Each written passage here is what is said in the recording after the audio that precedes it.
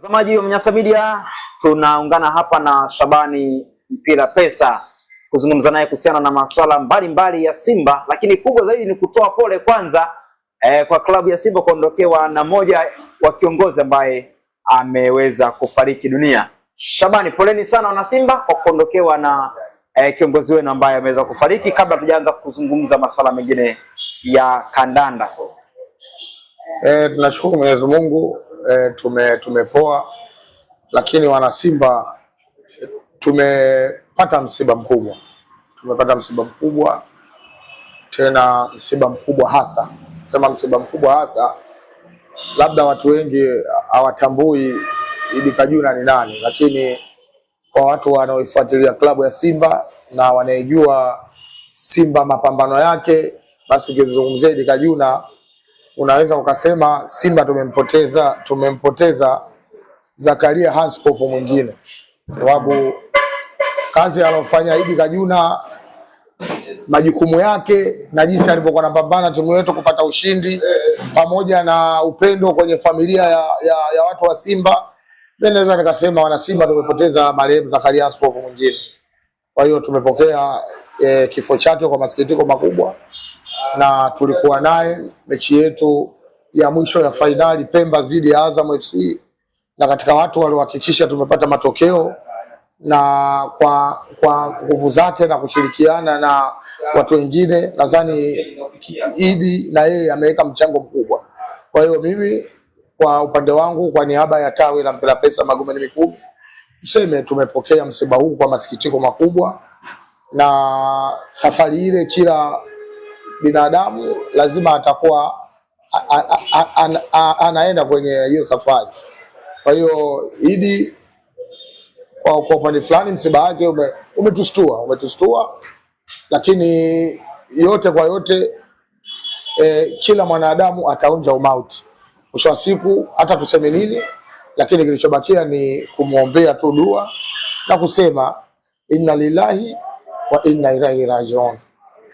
Sawa kabisa Shabani, poleni sana wana Simba, lakini sambamba na hilo twende sasa tukaangazie masuala mengine ambayo yanaigusa klabu yenu ya Wekundu wa Msimbazi Simba. Kwanza kabisa tukianza na sakata linalomhusu Selemani Mwalimu Gomez kuhusiana na yeye kubaki Simba, lakini wakati huo Wydad Casablanca wakitoa taarifa hadharani wakisema kwamba hawajaruhusu Selemani Mwalimu Gomez kubaki ndani ya klabu ya Wekundu wa Msimbazi Simba. Imekuwa taarifa mkanganyiko. Simba mmesema tayari mmeshamalizana na Wydad na Selemani Mwalimu atasalia, lakini wao wenyewe wameweza kukanusha kwa kutoa taarifa kwa umma. Shabani, shida iko wapi? Mimi nadhani kuna maneno mengi sana yanazungumzwa na hasa wapinzani ambao nia yao ili Simba tuonekane kwamba tunafanya mambo ya kiuni. Lakini sisi tuambie Simba watu makini sana, na hatuko katika kuyumba hata siku moja. Sababu kwanza unapozungumzia jambo la kwamba Simba wanafanya uuni, tambua yule mchezaji mpaka msimu unaisha alikuwa timu gani? Alikuwa Simba. Je, Simba amekuja kwa mazingira gani? Simba hatujasema mchezaji wetu tumemnunua. Kila mtu anajua kwamba Selemani Mwalimu yuko kwa mkopo kutoka Wydad. Na swala la mkopo duniani kote lipo. Lakini nimeona kuna watu wengine kwa sababu ya sifa zao za kipuuzi, mimi nasema mtu anaamua tu akaamua kuchafua brand ya Simba kwa sababu ya upuuzi aliokuwa nao kwenye kichwa chake. Selemani Mwalimu ni mchezaji wa Wydad, katoka na Fontaine then kaenda Wydad. Baada ya kusajiliwa Wydad nafasi alikuwa apate. Na sio Selemani Mwalimu. Kipindi kile mpaka Azizi nadhani alienda ile timu. Lakini nafasi akawapata. Then Simba wakataji huduma yake na mchezaji anataka kuchukua mkopo na wenyewe Wydad. Simba wakaenda kumchukua mchezaji katumikia msimu mzima. Kama angekuwa Simba ameenda kunyang'anya au Simba wauni, Selemani Mwalimu asingemaliza msimu na sisi Simba. Lakini mistake iliyotokea msimu huu ni mistake ambayo ipo tu. Sababu hata katika maisha yako ya kawaida ambayo wewe unaishi, kuna siku maisha yako mambo yanakuwa mazuri, kuna saa nyingine yanakuwa mabaya. Selemani Mwalimu kazungumza, Simba wamezungumza na wakala pamoja na mchezaji, wameondoka wameenda mpaka kwa uongozi wa Wydad, wameelewana, wameshakubaliana mpaka kiasi. Simba wakaambiwa mwisho tarehe 30 mwezi huu waende kuingiza pesa. Wydad wamefanya mabadiliko ya uongozi. Inawezekana kiongozi aliyoingia alikuwa elewani na uongozi uliopita. Kwa hiyo baada ya kuingia pale kasema lile swala halitambui. Hilo sio tatizo. Swala la kwamba halitambui, Simba hawajakataa kama yule sio mchezaji wa nani Wydad. Simba anajua mchezaji wa Wydad. Na hata msemaji wetu katika mazungumzo yake ya jana ya juzi anasema kwamba mchezaji Selemani Mwalimu atabakia tena klabu yetu ya Simba kwa mkopo kutokea Wydad. Hajasema tumemnunua. Lakini nimeona kuna watu wanasema watu wanaifanya mchezaji wao, kumbe sio wao waende kumrudisha, waache umbumbumbu. Elimu nayo hata kama hujasoma, tembea uishi na watu. Kuna mitanzania mingi sana, mimi nasema mijitu ya ovyo. Mtu anazungumza kitu yani hata kukijua akijui. Akina nani hao Shabani? Kuna mashabiki wengi wapuuzi, wengine mpaka wa Simba. Huwezi kuzungumzia kwamba eti mchezaji tumempolaje. Tungempola msimu uliopita sisi tungenyang'anywa. Hivi Simba msimu ule Mwalimu hajacheza, tumenyang'anywa pointi. Si alicheza kihalali kwetu. Na alifunga na goli. Na magoli 9 ndio mfungaji ambaye mchezaji ambaye kafunga magoli mengi kwetu. Aliwapatia ubingwa wa Muungano. Na ndio kafunga Yanga kwa penalty. Sasa leo mtu anatokea mistake kidogo imetokea, watu ndio wametengeneza story. Si tuwaambie viongozi wa klabu ya Simba waachane na mazilo na mabumbumbu wanatumika na upande wa pili. Wafuatilie jukumu la Selemani Mwalimu kama mchezaji wa mkopo. Kiongozi aliyokuja kuingia madarakani wahakikishe wanaenda kukaa naye chini wazungumze naye. Akikubali tuweze kumchukua wamchukue, akikataa wamwache. Simba ni taasisi kubwa sana, alafu Simba klabu kubwa. Gomez sina ndo tumemkuza. Kwa sababu hata alipotoka Fountain akaenda Wydad kupata nafasi. Lakini alipokuwa Simba akacheza karibu msimu mzima akafunga goli 9. Kwa hiyo hata yeye mwenyewe Gomez. Kuna watu wanaenda kupeleka visununu Wydad. Lakini mimi na uhakika kabisa hivyo vilabu ni vidogo. Gomez hatotoka. Ndio maana na Gomez mwenyewe katika kauli yake ya mwisho, kwa sababu yuko Rwanda ameondoka na timu. Kazungumza kwamba yeye anajua kuna vitu vilitokea, lakini yeye anahitaji kubaki tena Simba kwa sababu kiwango chake kizidi kukua. Sasa leo kuna watu wanakumaribia maisha, niwaambie viongozi katika hili. Sisi wanachama na mashabiki wa klabu ya Simba tuone akili timamu. Tunatambua wanachokifanya viongozi wetu ni kitu sahihi. Watulize akili zao, warudi tena kwa hiyo kiongozi mpya, waende kukaa nao chini, wakikubali waende kutia ile hela, wakikataa wamwache. Kwa muda ambao Gomez kwa maana ya Selemani Mwalimu ndani ya klabu ya Wydad, labda mkataba ambao umesalia kwa maana ya muda, Simba mwezi mkavunja mkataba na mkamsajili Gomez kwa jumla kumiliki moja kwa moja. Inategemea wenyewe Wydad wanatakaje. Kwani hata leo swala la Faisal Salum, watu Faisal Salum hawamtaki. Lakini vilabu vina mambo ya Kiswahili. Leo hata wataki kumtoa Fei, wana kama kisununu kwa nini aende Simba. Wakati watambue Fei kuna klabu anatoka Zanzibar, akaenda Singida, akapigwa teke akaja Yanga. Ametoka Yanga amekuja Azam. Leo Fei timu ikitaka kumsajili watu wanaenda kuweka visununu. Yale mambo ya Kiswahili. Simba tukatazi mchezaji yoyote akipata sehemu dili lenye thamani zaidi. Kwa sababu najua ndio maisha yake. Simba ndio hivyo vitu vya Kiswahili. Ndio maana sisi tumeacha wachezaji wangapi labda wameenda nje ya nchi, wengine wameondoka wameenda katika vilabu vya hapa Tanzania. Lakini kuna vilabu vina mambo mengi ya Kiswahili. Sasa Selemani Mwalimu Gomez mpaka sasa hivi anamaliza ligi yuko chini ya klabu ya Simba na kalelewa vizuri na hadai mafao yoyote katika mkataba wake wa mkopo. Simba wameomba tena huduma baada ya mkataba wake mwaka mmoja kuisha.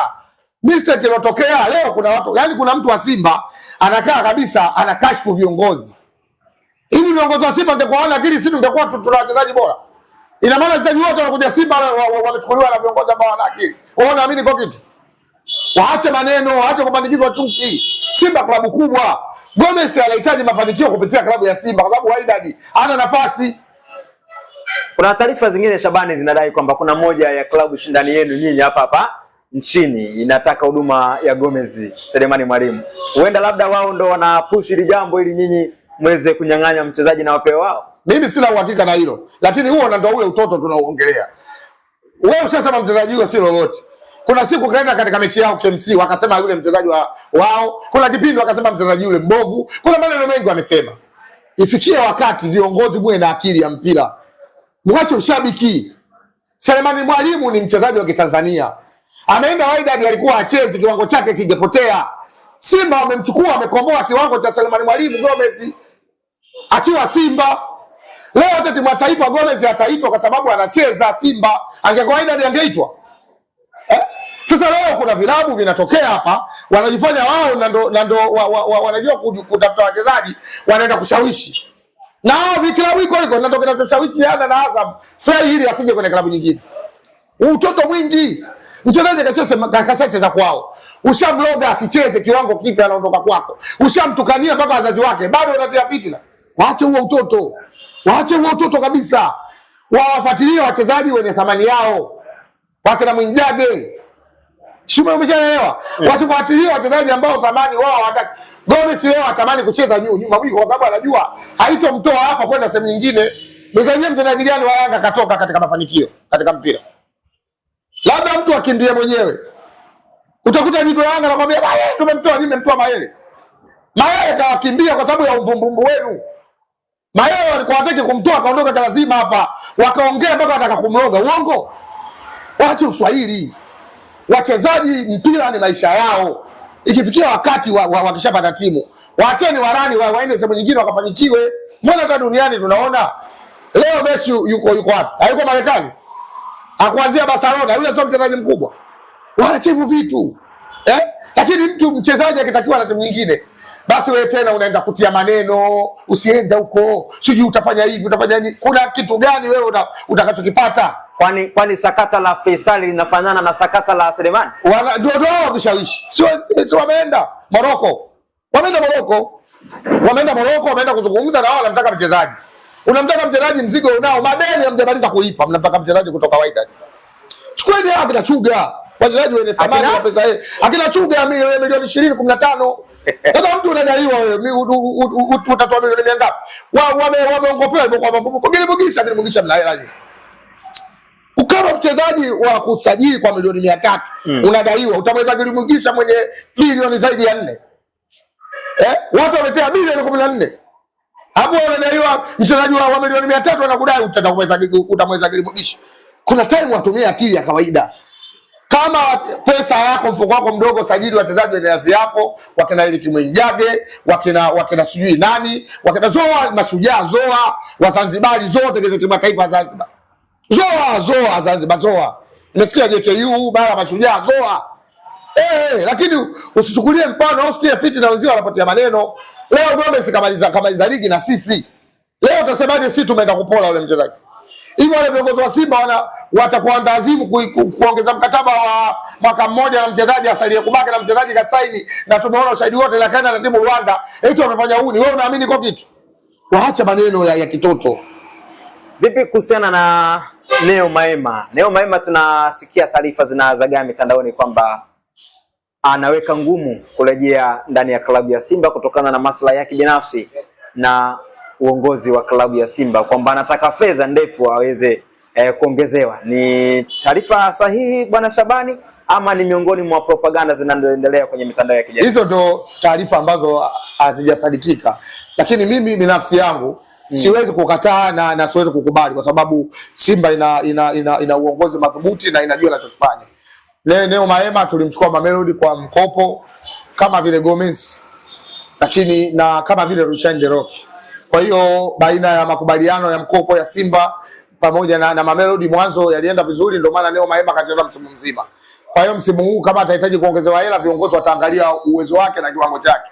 Haiwezekani kiwango chako kinaonekana kiko vile vile au akilizishi watu wa kuongezea hela kwa sababu wewe mchezaji mkubwa. Hivyo vitu hakuna. Sisi hatuna pesa za kuomba kwa viongozi wa serikali kwamba ukilia basi kuna kiongozi wenu wa serikali na wanasaidia. Sisi klabu ya Simba ile yetu inazunguka kupitia katika mzunguko wa watu wote, wanachama, matajiri wetu, kote inazunguka. Kwa hiyo hela yetu ina thamani.